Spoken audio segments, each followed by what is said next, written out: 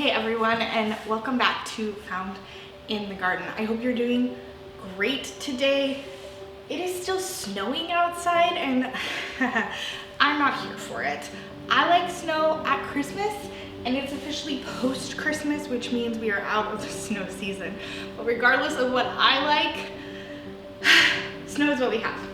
So today we're going to be continuing our conversation that we started in the last video about seeds, and specifically how to read seed packets. I have collected many different seed packets that I had in my collection that's just waiting for this spring when I can start starting seeds.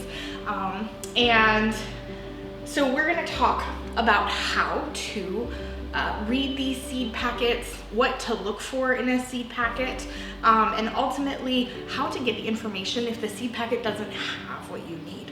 And all of this is kind of coming together as an introduction, so to say, of what you need for the garden, what you should know about the garden, and we're starting with seeds. All right, so let's hop into it right now. In front of me, I have seeds from all over the place. So I have some seeds from High Mower. I have some seeds from Lake Valley. I have a bunch of different seeds from Baker Creek. And we have some seeds from Hot Tools. And some just miscellaneous seeds that I picked up when I walked into the store. I have some seeds from M.I. Gardner and some seeds from Baker Creek, and some more seeds from Baker Creek. So I have quite the collection of seeds in front of me. One of the most important things to know is that there's no standard seed packet. Not every seed packet is going to be the same. So for example, if I'm looking at the Haas Tool seed packet on the back where all the information is, that has a lot less and different information than what I'm seeing over here on this Baker Creek seed packet. So this seed packet is bigger, there's lots of information. This seed packet is smaller, but there's still the basic information of what you need to know. So as I'm going through these seed packets, I'm going to attempt to post a picture here that shows the seed packet that I'm talking about and what kind of things you should note and understand about these seed packets. So let's go ahead and jump right in. I'm going to start with these Baker Creek seed packets. Now, these seed packets are some of the better seed packets I've found. These Baker Creek seed packets, though, have a lot of the information that you need to know about your seeds. And so let's just kind of hop right in. Okay, so this first one that I'm talking about is this Moringa. And Moringa is a plant, and as you can see right here on the back of the seed packet, it's a perennial, often grown as an annual. It's a special dwarf Moringa variety from India, well suited to container growing, prized for high protein levels. So you eat the leaves of the Moringa plant like you would greens. Lots of people dry this up, crushed up the dried leaves, and then add a teaspoon or a tablespoonful to their green smoothies as just an added boost. And I thought I'd like to try that. This packet of seeds, which contains 10 seeds, is much less expensive than the smallest amount of Moringa powder I could find online. So I'm hoping to germinate all of these and grow them to harvest leaves. Now, as you can see right here in this very first paragraph, there's a lot you need to know. This is a perennial, but it's often grown as an annual. That means that it probably doesn't matter what growing zone you're in, as long as it's your growing season and you get and maintain a heat that's warm enough for this plant to grow and thrive. You can get the leaves that you need, and then maybe just let it go. Now this is saying that the ideal temperature for this to grow at is gonna be 80 to 90 degrees. So this is a heat-loving plant, which is something you should think about. Unfortunately, if you're in a super cold place like the Arctic Circle, you might need to use something like a greenhouse to make sure that this plant gets up to the right temperature. And I'm not even sure you can actually get your greenhouse that hot at the Arctic Circle. If you live at the Arctic Circle, let me know how warm you can grow things in your zone. Next, on your seed packet, you're going to find the planting instructions. And these are really important to read. Anytime somebody takes the time to say, hey, here's the best way to plant them so that you get your best germination rate, your best plants, go ahead and follow that the first time. Now, there are gonna be things that you learn tricks of the trade as you go, but especially if this is your first year, try to follow the rules a little bit, okay? And I'm gonna be talking about things that I didn't follow my first year, but following the planting instructions gave me great germination success. So for this particular plant, it says to pre-soak the seeds in very warm water for 2 to 3 days. And if I opened this packet up, I would see that the seeds are quite large. In fact, I will. I'll just open this packet up right now. So I've opened this packet up, and you can see this is the seed. It's quite large, and it has like an outer shell that's very, very hard. And so you're gonna want to soak this for 2 to 3 days so that the water permeates that outer shell and really lets the seed break through that outer shell, because the seed is actually deeper inside this plant. So in pots or outdoors in warm soil. So this is gonna be something, if it says you can sow in pots, that means you can start it inside. You can start most things inside, to be clear, but you can start it inside and move it out when it's your warm season, or you're going to want to wait until after any threat of frost. So after your after your last frost date, and you'll need to look up what your last frost date is by your area, not your growing zone. And if you're confused about growing zones and areas, we're gonna talk about that in an upcoming video. It should sprout quickly. So we're talking 14 to 21 days. That's not the fastest sprouting plant, but it's pretty quick, and blooms within 8 months. So this is something, actually, I'm glad I'm reading this. This is something that I'm going to go ahead and get started probably this week, which is great because I want to do a seed starting video pretty quick. And this is something that I can get going right away and have ready to harvest sooner rather than later. This says to overwinter container plants in a frost-free condition. That means that this is not a frost-hardy plant. You can't plant this outside and then expect it to come back. So if you're in zone 10, I believe, or above, maybe it's 9 or 10, you can leave this outside because your winters are not cold enough. You do not get frost in the winter time typically. So you should be able to plant this outside. And I do think it's zone 10. For any of us who are under zone 10, you're gonna get frost. This is not going to be something that you can leave outside. So you might just want to put it in a container and bring it in. We have an outdoor greenhouse that I actually think will stay warm enough during the winter time that I can just pop this plant right in there and keep having this year after year. I will let you know the progress on that if you're interested. So that kind of covers the basic information that they've taken time to write out paragraphs for. You can see what year it was packed for. These are brand new for the year 2022. And then you'll also see a sell by date. Now it's really important to understand that the sell by date is not an expiration date. And in fact, seeds don't have a typical expiration date, at least not the way you're thinking of it. You might lose germination rate on seeds the older the seeds are, depending on how you've preserved them. But you can start seeds that are literally hundreds of years old. In fact, some of the seeds that I ordered come from parent plants, seeds that were lost, and now they're back. They were found in clay plots in an old Mayan village, and that's just amazing to me that seeds last.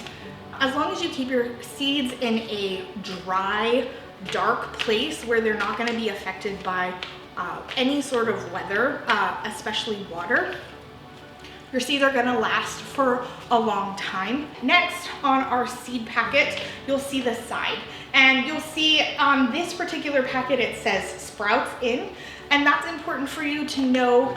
If you're sprouting plants, you want to know how quickly you should see them. Sometimes things sprout like overnight and you're like, wow, I just planted those yesterday or 2 days ago. That's amazing. And sometimes things take forever and you're like, are you coming? Now, 14 days is quite a long germination period. 21 days, that's 2 to 3 weeks. You might think to yourself, well, maybe it died. I always give maybe an extra week for some things to come up, depending on your indoor conditions. If your soil's not quite warm enough, maybe you didn't soak the seeds long enough, so it's taking a bit longer. There's a lot of different reasons why your seeds might take a bit longer, but typically you'll see this sprout in 14 to 21 days. The next thing is the ideal temp. That's the temperature that this plant likes to grow at. This plant likes to grow at between 80 and 90 degrees Fahrenheit. The next thing you'll see is the seed depth. This one is 3/4 of an inch to a whole inch deep. Typically when you're planting seeds, you want to plant the seeds twice as deep as the seed is long. So if your seed is this long, you want to plant it this deep. That's where the 3/4 to 1 inch depth comes from. You want to plant these 2 to 4 feet apart. So quite a distance apart if you're planting them outside. Again, this is something that I'm going to be putting in a pot, so I'll need to have large pots so that the roots have plenty of space to grow out.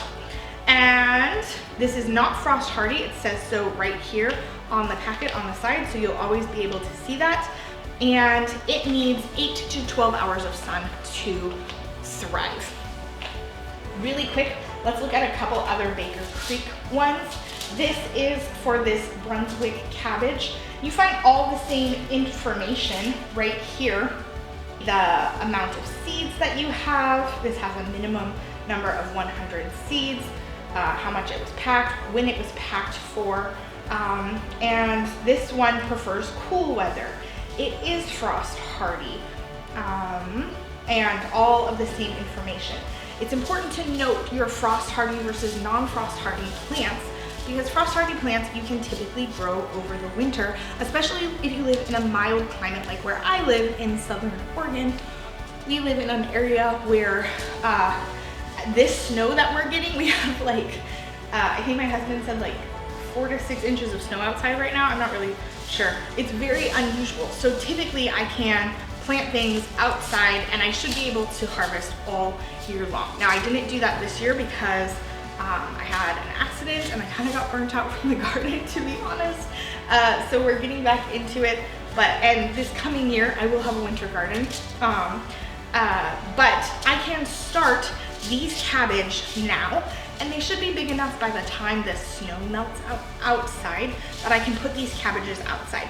Now the nice thing about where I live specifically is it tends to warm up pretty quickly, and then we drop down into some frost days, but not every day is frosty, so plants should be able to grow outside even in the cooler weathers here. Every once in a while you will get a seed packet like this. This is basically just, we ran out of packaging, which is totally fine and understandable. There's less information on this packaging. So in this case, all I know is how many seeds there were, the sell-by date, and the name of the plant. So you'll need to go back onto the website to know the best planting instructions for this. And if you don't know enough from the website, go ahead and just Google. Anytime you can't find enough information on the back of the seed packet, it's totally good to go and search and see what Google says. All right, my next seed packets are from Haas Tools. And these guys definitely have a little bit less on the back of their seed packets, but I think it's totally fine. Here's the information that you have. You have the name, which is also on the front. You have when to plant it after the last frost date, how deep to plant it, 1 inch, how much space the seeds need, how far apart your rows should be, and how long it will take to be mature. That's days to maturity. So Baker Creek does not, at least not on these guys, doesn't have a days to maturity. Maybe in the paragraph. Yeah. Sorry, I'm just looking back through these other ones.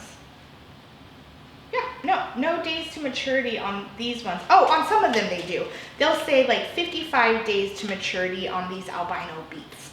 That's something that you want to look for. So like things like basil, which is what this is, it doesn't have a days to maturity because you're eating the leaves. So you want to make sure that you're eating the leaves down, that you're pulling off, anytime that it's trying to throw flowers, you're pulling off those flowers, making sure that your basil stays tasting good so you can eat this down as fast as you want. Things like beets, 55 days and you can pull these beets up. What I'm planning on doing is just when I plant the beets, counting out 55 days or however many days from when I planted them to when to 55 days later. I don't know why that was so hard to say. And just putting a note in my calendar to, go harvest those beets. So the days to maturity, that's something that's really, really helpful and really useful, especially when you're looking at things like corn that takes 75 days, root vegetables that you're not going to see you'll just be able to see the tops, but you don't really know how big they're getting down below. You can just pull those root vegetables, but then that one you're going to harvest maybe a little smaller than you were anticipating. There's nothing wrong with that. You can harvest root vegetables whenever you want, at whatever size you want, but knowing when the approximate maturity date is extremely helpful. And the same thing here.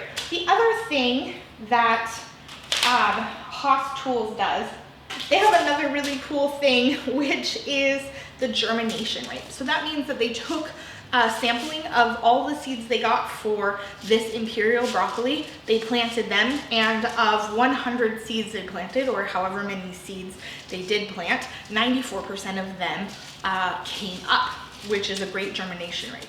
The lower the germination rate is, the more likely it's going to be that you have issues starting your seeds. And there's many reasons why seeds may or may not germinate, but knowing what the germination rate is a good indicator of how well your seeds will do.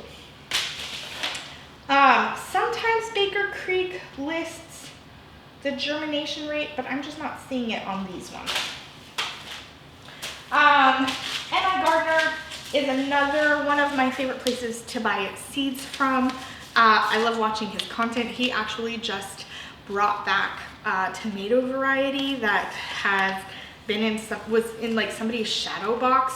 I will try to find the link to that video and put it here because that was like, my mind is still blown that he brought back this lost variety of tomato, and now here we are. His seed packets have a lot of really good information. You can read in the About Us section. This one, for example, is this bright lemon yellow flower, and it talks about what it's supposed to look like, how tall it is, how big the flowers are, and then it also has direct sow. It tells you to direct sow. Direct sow means you can sow it directly into the ground or your planting pot, wherever it's going to be. Some of these will say start inside, like these tomatoes, it will say start indoors, because it takes so much tomatoes take such a long time to grow up that you want to give them the biggest boost you can. And these say start indoors 10 to 12 weeks for tomatoes. But for sunflowers, you can plant those outside, direct sow them. Probably, yeah, you have to do that after the last frost date. It takes 4 to 7 days to germinate, 90 days to maturity, and you should plant these 8 to 12 inches apart. And that information is all on the back. I'm gonna check out high mowers. They have a ton of information on the back of their seed packet. How deep you should plant, the spacing, days to germination, how to thin after you've planted, your row spacing, how tall the plant is going to be. They have information about pinching this plant and how soon you should start this plant before your last frost date. This is a type of basil called lemon basil, and you want to start it a bit before your last frost date so that you have basil for as long as possible, because basil will attempt to go to seed very quickly. It does not like the heat. And I'm just gonna look on the back of these ones really quick. These are more typical. This is what you're gonna find when you go into the store. These Fairy Morse seed packets, they have the days till germination, the planting depth, days to harvest, row spacing, planting instructions, etc. So you can get a lot of good information. The other interesting thing that this has is kind of when to plant it based on where you live. So for example, this is a cherry tomato, and it's recommending to plant these cherry tomatoes in between May and June, which is very interesting. The only thing I would say to that is check your last frost date. You really want to base when you're planting frost tender things or things that you should not plant after before it stops frosting, and you want to plant all of those based around your last frost date. Now, for me, where I live, the last frost date is typically the beginning of May. In fact, I was speaking with a gardener who's lived here for like 50 years, and she's been gardening for 35 of those years or something like that. She's telling me her story, and she said, I never plant out anything frost tender or that will be ruined by the frost before Mother's Day. And that was actually really good advice. In fact, this year we got a frost a week after Mother's Day. So you gotta know when your last frost date is, and this is confusing. Your last frost date is the last time it frosts before your summertime, and your first frost date is the first time it frosts during your fall time. Okay, so know those dates. Those are the important dates. Knowing your growing zone is only about how cold it gets. Okay, that's the only way it divides up your area. Knowing your frost dates is what you need to know, and these seed packets will all tell you when to start these things. You might be starting things inside. You might be and transplanting them out sooner or later. If I know that my last frost date is not till May, let's say the first weekend in May, then I know, okay, I need to start tomatoes maybe 12 weeks early. So that puts me 3 months before May, which is April, March, February. I can start in February. I'm probably gonna start in March, to be honest, because that's 8 weeks in advance, and I'm not taking care of plants indoors and worrying about them getting leggy for a really long time. So depending on what you're starting, and you might want to play around with the timing for these things. In conclusion, what you really need to look for on the back of the seed packet, or the information you need, is whether or not this plant is frost hardy. If it's not frost hardy, that means you either need to start it inside or wait a longer time to start your plants outside. Now, anything that you plant, you can just direct sow it, even if you have to wait longer, right? So like if I know my last frost date is the beginning of May, I could theoretically just wait to start my tomato plants until I can direct sow them out in the garden. I might not have as good of a germination rate, and my tomato plants might not get as big, and I might not get as much produce. So that's another thing that you should know and think about. Know how long your growing season is. And I promise I'll talk about that in the very next video, but what you need to know about your growing season. Okay guys, I think that pretty much wraps up what I had to talk about today. If you have any other questions, concerns, comments, information that you would like to add to our community, please feel free to drop that right into the comment section.